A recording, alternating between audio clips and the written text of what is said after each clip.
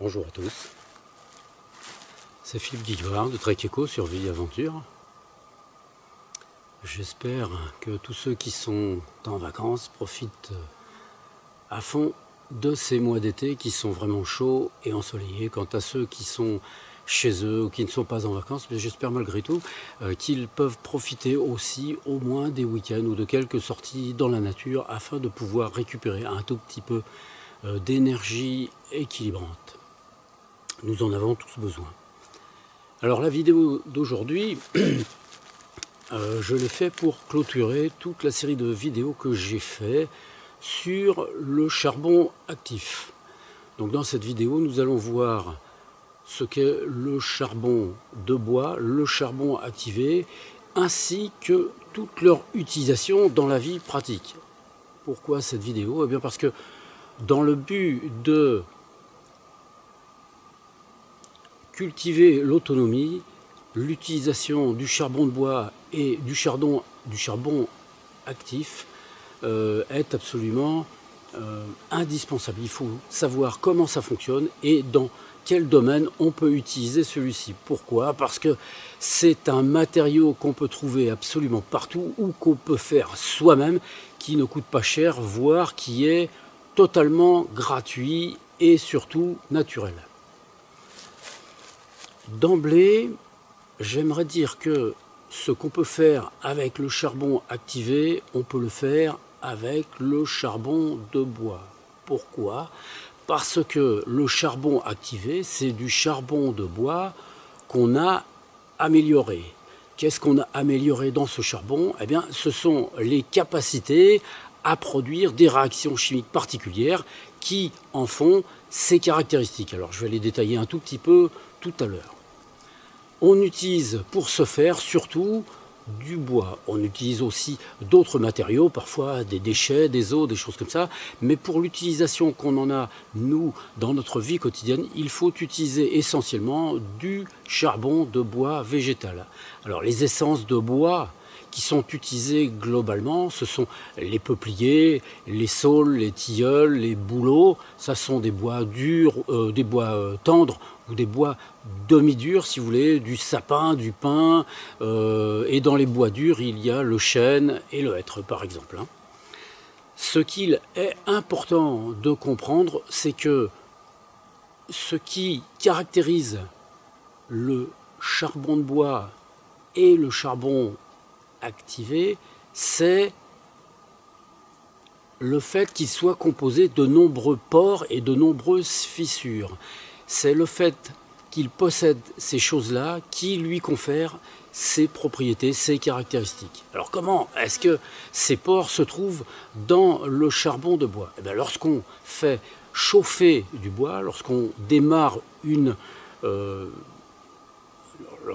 lorsqu'on allume le feu avec du bois, celui-ci se consume.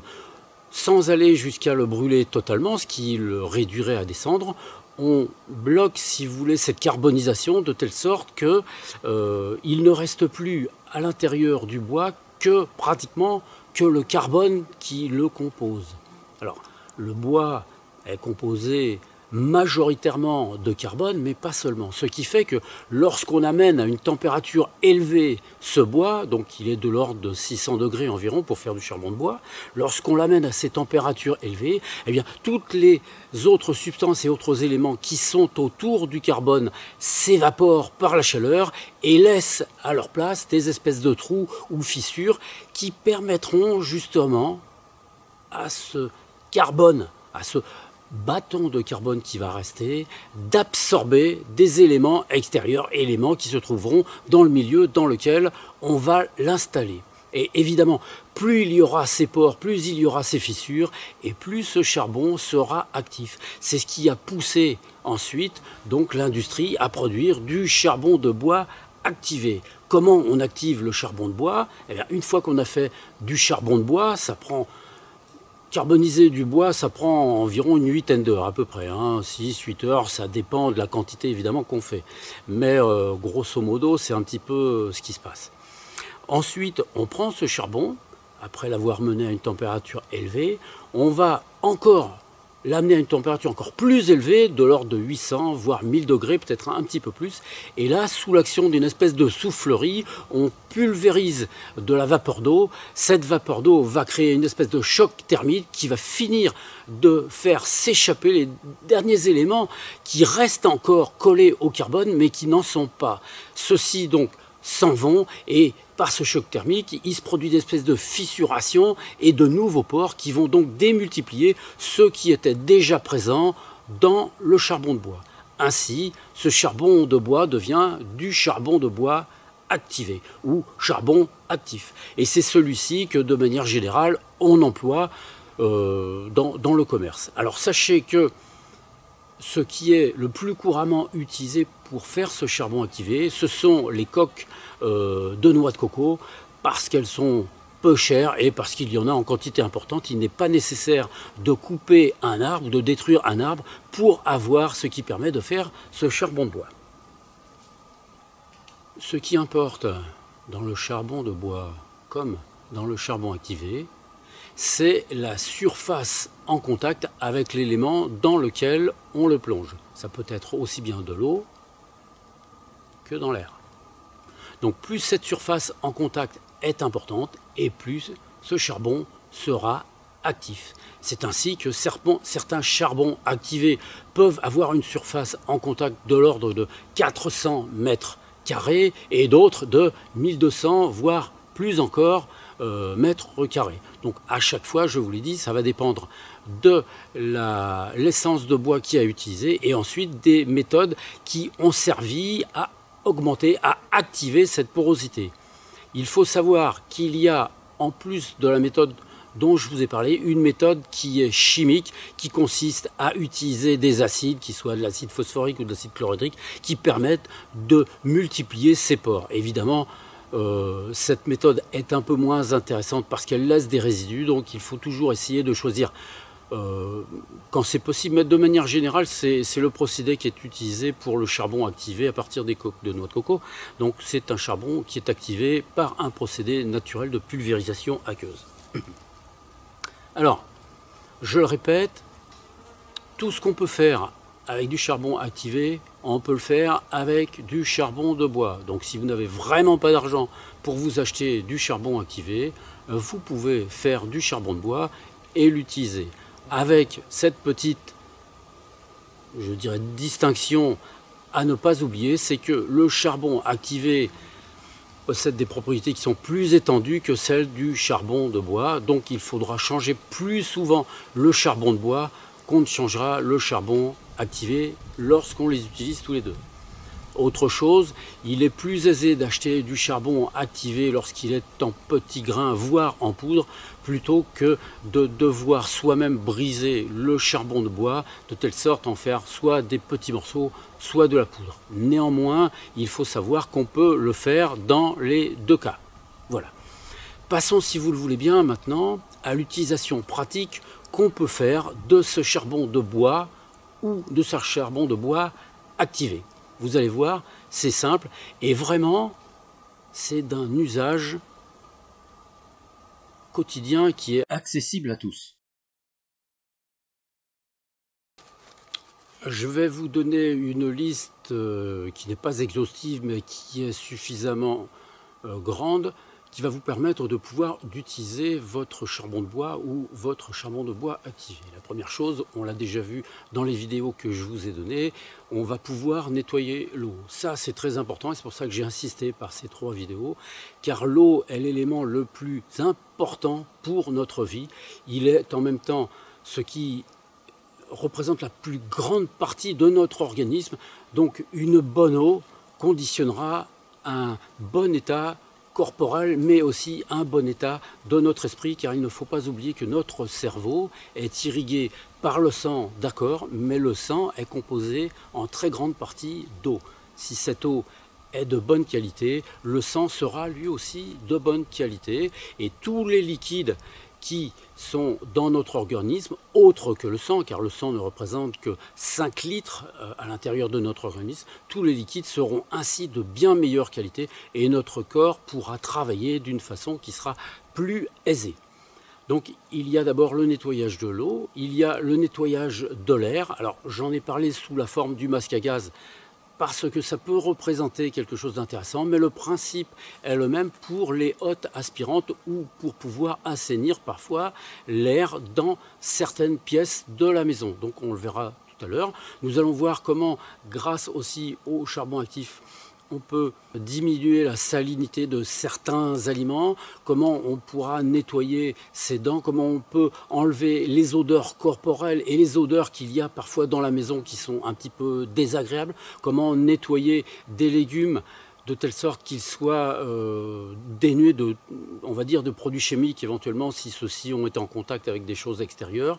Nous verrons aussi comment on peut arriver à désintoxiquer l'organisme, comment on peut améliorer toutes les fonctions globales de notre organisme et aussi ne pas oublier que grâce au charbon actif, surtout celui-ci parce qu'il est plus puissant évidemment, comment on peut arriver à extirper parfois des poisons de notre organisme grâce à celui-ci, évidemment si on intervient suffisamment rapidement. Je rappelle que le charbon de bois ou le charbon de bois activé ne fonctionne pas comme un filtre ou comme un tamis.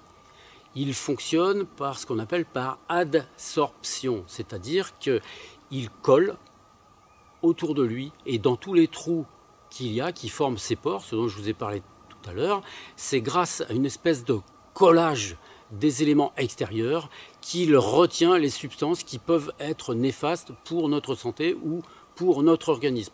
Donc il faut essayer de bien se souvenir que ce n'est pas un filtre ni une passoire dans laquelle on retient les saletés. Ça n'a rien à voir avec ça. Hein, ce n'est pas du tout le même principe qu'un osmoseur inverse.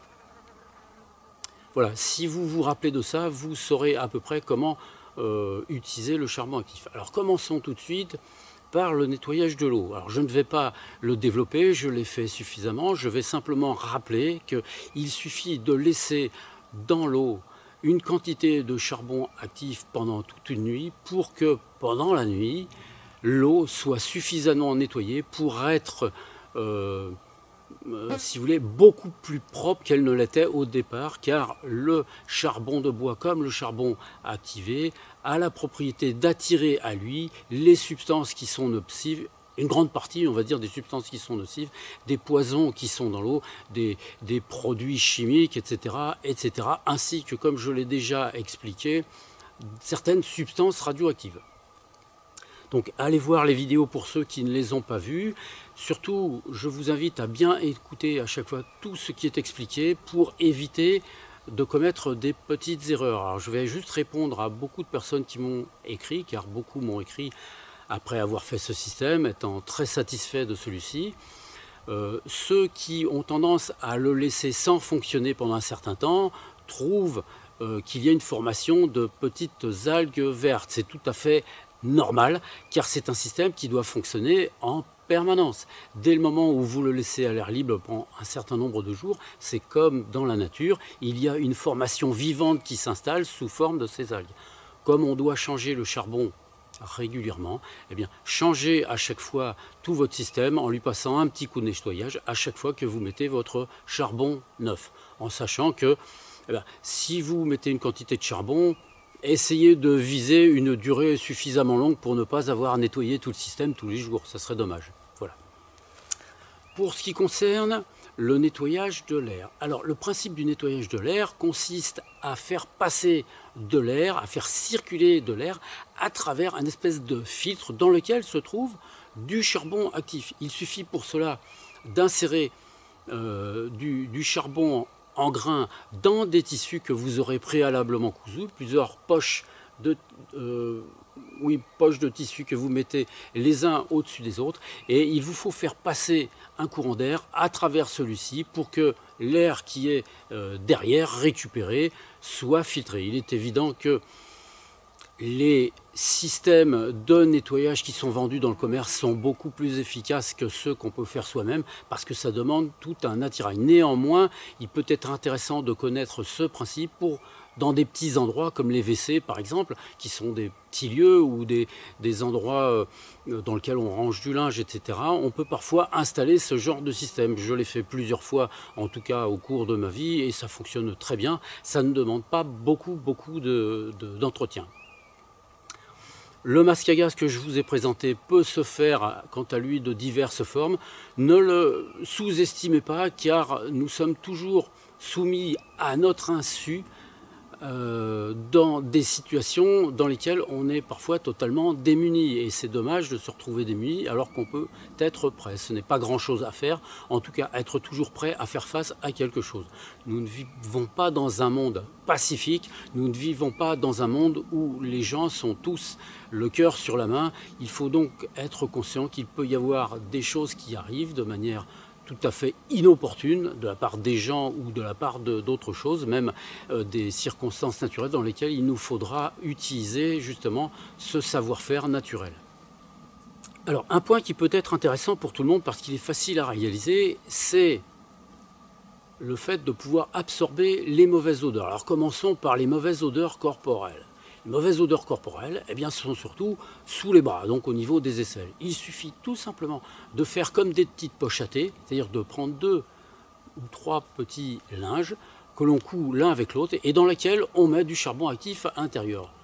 On les coud de telle sorte que ça ne sort pas et on peut soit le coudre directement à l'intérieur du t-shirt, soit le mettre en tout cas sous les bras par un autre moyen, peu importe, mais c'est relativement facile de le coudre sous les bras de telle sorte que ça absorbe les odeurs corporelles. Pour ce qui concerne les odeurs de pied, on peut faire de même en découpant dans 2 tissus la forme des semelles de nos pieds. Ensuite, on installe à l'intérieur du charbon actif, on coud ces 2 tissus ensemble, en forme de croix, vous le voyez sur les images, et cela permet à ces semelles de conserver le charbon actif à l'intérieur des pieds et d'absorber les odeurs corporelles au niveau de la plante des pieds. En ce qui concerne la maison, ce système peut être utilisé au niveau de la poubelle par exemple. Au niveau de la poubelle, vous pouvez faire un petit sac dans lesquels, comme on fait pour la lavande, vous savez, dans les armoires, vous prenez un sac, vous mettez dedans du charbon actif et vous le laissez pendre dans votre poubelle. Vous verrez, ça absorbe une partie des mauvaises odeurs. On fait exactement pareil dans le réfrigérateur. On peut mettre dans le réfrigérateur un petit sac dans lequel il y a du charbon actif. Cela permettra au charbon actif de récupérer une partie des mauvaises odeurs. Vous savez que beaucoup de personnes ne font pas attention. Dans le réfrigérateur, ils mettent parfois des restes de salade, donc ça sent un petit peu une fois que c'est dans le réfrigérateur. Des plats qui ont été cuisinés, qui ont une odeur assez forte. Ils peuvent mettre des fruits qui sentent fort, comme la banane par exemple, ou autre, enfin, etc., etc. Et quand vous ouvrez le réfrigérateur, bon, il y a des gens que ça ne dérange pas. Moi, je le sens à très loin et je ne vais pas dire que ça te dérange, mais bon, j'ai pas de frigidaire. Mais quand je vais chez les gens, je le sens en général. Voilà. Ce sont des petites choses assez simples à réaliser. Une chose qui plaît aussi dans pas mal de cas, c'est quand on fait un plat et qu'on a mis un tout petit peu trop de sel, que ce soit une soupe ou un plat de ce que vous voulez. Vous le goûtez, vous voyez qu'il est trop salé, vous reprenez votre plat, vous le remettez un petit peu à chauffer et vous mettez une cuillère à café de charbon activé au fond de votre marmite ou alors un petit morceau de charbon de bois, le temps de réchauffer à nouveau votre soupe ou votre plat et vous verrez, le plat sera beaucoup moins salé et n'aura pas besoin d'être jeté ou d'être dilué dans 10 litres d'eau pour qu'il y ait moins de sel. Alors on va passer, si vous le voulez bien, maintenant à l'utilisation du charbon de bois ou du charbon activé pour des soins d'hygiène, on va dire. Alors on peut se faire des masques avec. Alors beaucoup de gens utilisent la poudre de charbon de bois ou de charbon activé pour faire des masques qu'ils mélangent parfois avec de l'huile, avec ceci, avec cela. Vous pouvez faire cela. Néanmoins, si vous voulez que les choses soient vraiment actives, il ne faut rien mettre d'autre avec le charbon à part de l'eau. Donc vous le diluez dans de l'eau tout simplement. Alors vous prenez évidemment une poudre de charbon actif très très fine. Vous en faites une pâte à votre convenance et vous l'installez sur votre peau exactement là où vous le souhaitez. Et c'est après avoir fait ce masque-là que vous pouvez utiliser d'autres produits cosmétiques. Mais si vous les mélangez d'emblée, si vous mettez par exemple du charbon actif dans de l'huile de coco, que vous rajoutez ceci, que vous rajoutez cela, vous diminuez les propriétés du charbon actif. Je vous l'ai dit, le charbon actif est rempli de pores, plus ces pores sont bouchés, moins il est actif. Donc il vaut mieux l'utiliser pur tel qu'il est et ensuite utiliser un deuxième soin comme masque de beauté, mais en tout cas comme défoliant, comme purifiant pour la peau. Le charbon activé en poudre mélangé avec de l'eau sous une forme de petite pâte légère, c'est vraiment excellent, excellent et c'est très très facile à faire.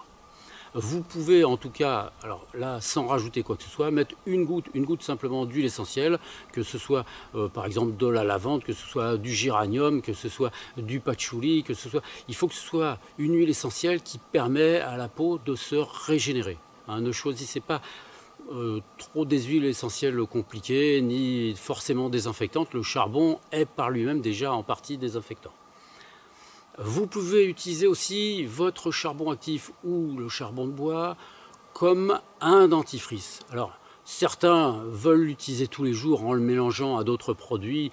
En fait, de la même façon que je vous l'ai dit pour faire des masques de beauté, utilisez le charbon tout seul et utilisez ensuite autre chose si vous le faites. Mais pour ce qui concerne les dents, moi je ne recommande pas de se brosser tous les jours les dents avec du charbon en poudre, car ça reste un abrasif quoi qu'il en soit. Donc il faut l'utiliser une fois de temps en temps et utiliser une autre pâte pour pouvoir se laver les dents de manière quotidienne pour ceux qui souhaitent le faire. Et surtout pour ceux qui souhaitent le faire plusieurs fois par jour. Il ne faut pas oublier que lorsque vous répétez une action journellement, à la fin de votre vie, il se passe un phénomène d'abrasion qui est très important. Et les personnes qui ont surtout des dents très fragiles, alors souvent ce sont des gens qui ont déjà les dents blanches d'ailleurs, les dents très fragiles sont des gens qui doivent faire très attention à cela parce que leur émail est beaucoup moins épaisse que celle des autres personnes. Pour ma part, et ça c'est certainement le cas de quelques autres personnes, je suppose, quand j'étais tout petit, j'ai eu une maladie très très grave des poumons pour laquelle j'ai dû, pendant un mois, être dans un sanatorium et boire tous les jours des antibiotiques. À l'époque, hein, c'était comme ça. Moi j'étais tout minot, donc j'ai 6 ans par là. J'ai bu des antibiotiques pendant très longtemps et ça a attaqué l'émail des dents et ça les a fait jaunir. Et je ne savais pas pourquoi les dents étaient jaunes. Et c'est plus tard que j'ai su, les médecins m'ont expliqué que c'était un antibiotique qui jaunissait les dents et on ne peut pas le rattraper. D'autant que cet antibiotique rongeait l'émail des dents, donc il n'est absolument pas nécessaire à ce moment de chercher à rattraper forcément cette couleur qui semble désagréable. Mais plus vous attaquez votre émail, plus elle devient fine et plus vos dents à ce moment-là sont fragiles et peuvent casser ou se fendre pour une raison ou une autre. Il faut les conserver le plus possible saines et solides surtout, plus que blanches encore. Un autre point qu'on peut voir ensemble, qui va consister, si vous voulez, à entretenir son organisme, le métabolisme général. Alors je ne vais pas cibler tous les organes du corps qui peuvent être améliorés dans leur fonction.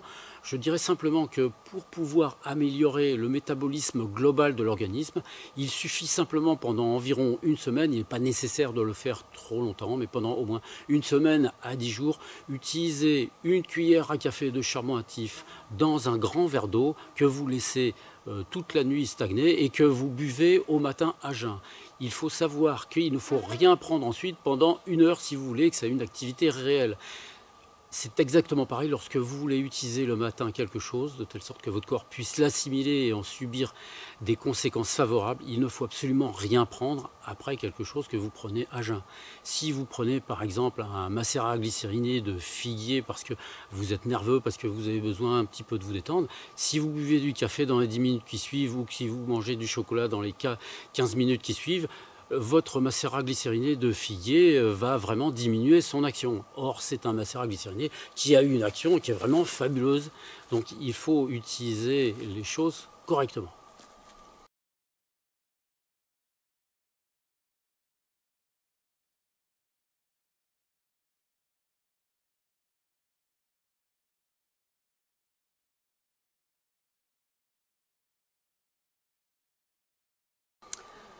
Globalement, si vous faites ça, vous verrez que toutes les fonctions organiques vont s'améliorer. Je ne vais pas rentrer dans ces détails pour éviter de rentrer dans le domaine médical. C'est pas que celui-ci ne m'intéresse pas, puisque ça fait 23 ans que je le pratique, sous une forme naturelle, à partir essentiellement de l'alimentation des plantes et de phénomènes naturels. Mais je ne veux pas rentrer dans des discussions inutiles sur les méthodes des uns et des autres. Chacun fait ce qu'il pense être bien. Alors, une petite chose dont je voudrais parler, qui est importante, c'est que le charbon actif fait partie des éléments les plus importants à emmener avec soi en trek lorsqu'on veut pratiquer l'autonomie alimentaire. Parce que si on sait qu'on commet une erreur, ou si on ressent assez rapidement qu'on a commis une erreur alimentaire, il faut à ce moment-là consommer tout de suite du charbon actif, avec de l'eau, pas cru comme des cailloux, mais dans de l'eau, de telle sorte que celui-ci puisse absorber, attirer à lui les poissons. Les poisons, sachez que dans l'heure qui suit, vous avez toutes les chances de pouvoir soustraire au moins la moitié, voire plus, puisque plus c'est proche, plus vous en attirez à lui. Vous pouvez enlever au moins la moitié des substances nocives que vous avez avalées dans l'heure qui suit. Plus c'est proche, plus évidemment ce pourcentage est important. On utilise ceci aussi en voyage, c'est-à-dire que lorsque vous faites piquer, lorsque vous faites mordre par un serpent, vous pouvez aussi utiliser le charbon activé que vous mélangez avec de l'eau pour mettre sur les morsures et les piqûres. C'est d'une efficacité assez impressionnante. Alors, je ne veux pas que ce produit ressemble à une alternative à tous les sérums qui sont vendus. Je le présente simplement pour dire que c'est une alternative dans le cadre où on ne peut pas faire autrement. Après, chacun choisit de faire ce qu'il veut. Une dernière chose encore, celle-ci est relativement simple, dans la pratique de tous les jours et surtout dans la pratique de l'autonomie de déplacement et alimentaire. Lorsque vous vous blessez, lorsque vous avez une plaie, quelle qu'elle soit, une blessure, vous pouvez directement mettre sur votre plaie de la poudre de charbon de bois ou de la poudre de charbon actif. Celle-ci permet une cicatrisation et une désinfection de la plaie qui est très importante. Je ne dis pas qu'elle est totale, mais elle est très importante. Vous pouvez ensuite utiliser des plantes ou utiliser d'autres systèmes en vous rapprochant de la civilisation si c'est ce que vous souhaitez. L'intérêt du charbon de bois et du charbon de bois activé, je vous l'ai dit, c'est que vous pouvez le faire gratuitement, vous pouvez l'avoir de manière simple si vous l'achetez, c'est très peu cher et c'est un moyen d'être autonome dans beaucoup de domaines, je viens de vous l'expliquer. J'espère que cette vidéo vous sera utile, surtout essayez de vous en souvenir car c'est toujours dans les moments où on ne s'y attend pas qu'on a besoin de quelque chose qu'on n'a pas forcément sous la main. Si vous avez bien écouté, si vous avez mis en application une grande partie des choses que je vous ai montrées dans cette vidéo ou que vous avez vues dans d'autres vidéos, car d'autres personnes font de vidéos absolument admirables, eh bien, si vous les avez pratiquées au moins un petit peu, vous saurez intervenir dans les moments où c'est utile. Et il semble vraiment que dans les jours qui viennent, j'entends par là les années qui viennent, les jours, les mois, les années qui viennent, nous soyons tous amenés à devoir cultiver un petit peu plus l'autonomie afin de pouvoir conserver une certaine liberté. Voilà, je vous souhaite à tous de rester en bonne santé. Je vous invite à passer une bonne semaine, une bonne fin de journée. Et je vous dis à bientôt dans une prochaine vidéo.